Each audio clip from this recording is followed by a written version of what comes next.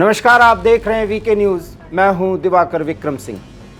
एक तरफ भारत के कई राज्यों में और दिल्ली एनसीआर में विशेषकर दिवाली पर्व को लेकर के सुप्रीम कोर्ट के गाइडलाइंस को फॉलो करने की बात कही जा रही है और सरकारों की तरफ से भी अनुरोध किया जा रहा है कि दिवाली मनाइए लेकिन पटाखे न जलाइए।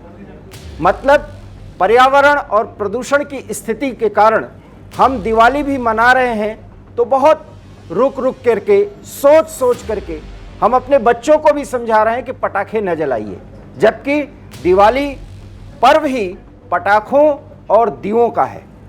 भारत में ये स्थिति गंभीर है पर्यावरण की, इसलिए इस तरह की बातें की जा रही हैं और हमें मुश्किलों का सामना करना पड़ रहा है। लेकिन भारत का ये पर्व किस तरीके से विदेशों में रंग भर रहा है और इस पर्व को उत्साह के साथ मनाया जा रहा है, वो भी उस जगह पर जहां इस तरह के इस उत्साह के साथ पर्व को मनाए जाने को देख करके भारत का एक पड़ोसी जल भुन गया है। हम ऐसा क्यों कह रहे हैं? क्योंकि चीन और ताइवान की दुश्मनी किसी से छिपी नहीं है और ताइवान के संबंध भारत के साथ क्या हैं ये भी किसी से छिपा नहीं है। जरा इस वीडियो पर गौर करिए और देखिए कि ये सेलिब्रेशन, पर्व का सेलिब्रेशन किस तरीके से ताइपे अर्थात ताइवान की राजधानी में संपन्न किया जा रहा है और इसमें जो भारत और ताइवान के लोग हैं एक एसोसिएशन में आकर के एक मैदान में किस तरीके से पटाखे जला रहे हैं, आतिशबाजी कर रहे हैं और धूमधाम से फुलझड़ियां भी जला रहे हैं। और फुलझड़ी जब जला रहे हैं तो उसमें कई प्रमुख लोग हैं, जिसमें ताइवान के विदेश मंत्री जोसेफ वांग वू भी हैं, आप देख सकते हैं। और इस मौके पर उन्होंने एक बड़ा बयान भी दिया है। उन्होंने कहा कि ये पर्व दिवाली का ताइवान में उत्साह के साथ मनाया जा रहा है, जो इस बात का द्योतक है कि दोनों देशों के संबंध बहुत बेहतर हैं। और इस समय जबकि पूरी दुनिया में एक पड़ोसी ताइवान को मुश्किलों में डाला है, भारत और ताइवान के रिश्ते चरम पर हैं। अर्थात वो जिस स्तर पर, जिस लेवल पर दो देशों के बीच संबंध जाना चाहिए उस लेवल को भी पार कर गए हैं। मतलब भारत और ताइवान के रिश्ते बहुत मजबूत हुए हैं। आपको पता ही होगा कि हम ताइवान से वो सब कुछ आयात करते हैं जो इस समय भारत के आईटी सेक्टर की बड़ी जरूरत को पूरा करता है। इससे चीन को और मिर्ची लगती है, क्योंकि चीन चाहता था कि डिपेंडेंसी उस पर बढ़े, लेकिन जिस तरीके से भारत के बॉर्डर्स पर चीन ने अपने मक्कारी का परिचय देते हुए बहुत षड्यंत्रों को अंजाम दिया, उससे अब चीन पर नकेल कसनी शुरू की। और ताइवान पर जब चीन इस तरह के बंदिशें लगाते हुए उसको अपना पार्ट बताने की कवायद में बड़ी मुश्किलें पैदा करता रहा, तब भारत ने ताइवान का साथ दिया जैसे साथ अमेरिका दे रहा है।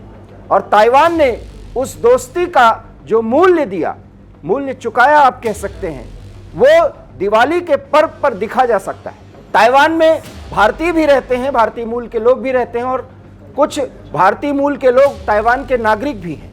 ये सब मिलकर के वहाँ पर ये पर्व मना रहे हैं उत्साह और उमंग के साथ, और इसमें महिलाएं नृत्य भी कर रही हैं, ये भी आप देख सकते हैं। बाकायदा उसमें बोर्ड लगा हुआ है दिवाली पर्व के उत्साह को लेकर के, उसमें जो बातें कही जा रही हैं इसे भी आप देख सकते हैं।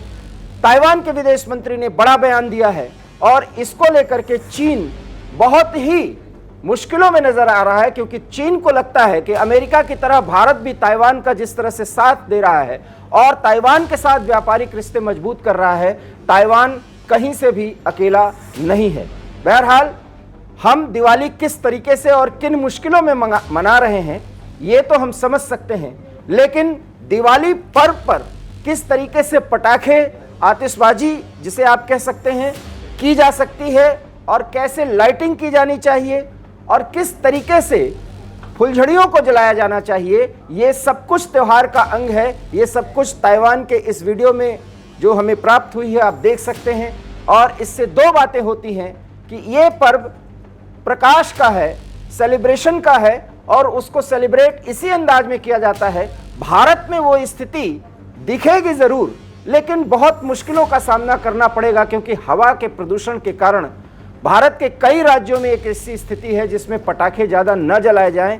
ये हम भी कहते हैं, लेकिन पटाखे जलाना, दिवाली के पर्व पर दिए जलाना, ये तो इस पर्व का एक बड़ा अंग है और इस परंपरा का निर्वहन होता ही है। ताइवान की इस दिवाली को देखिए और महसूस करिए, कितने साफ और स्वच्छ वातावरण में पटाखे जलाए जा रहे हैं, आतिशबाजी की जा रही है और दिए जलाए जा रहे हैं।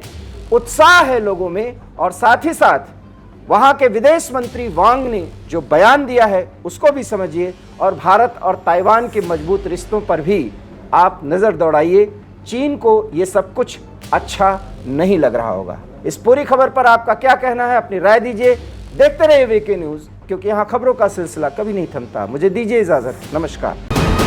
वीके न्यूज़, राष्ट्र के नाम।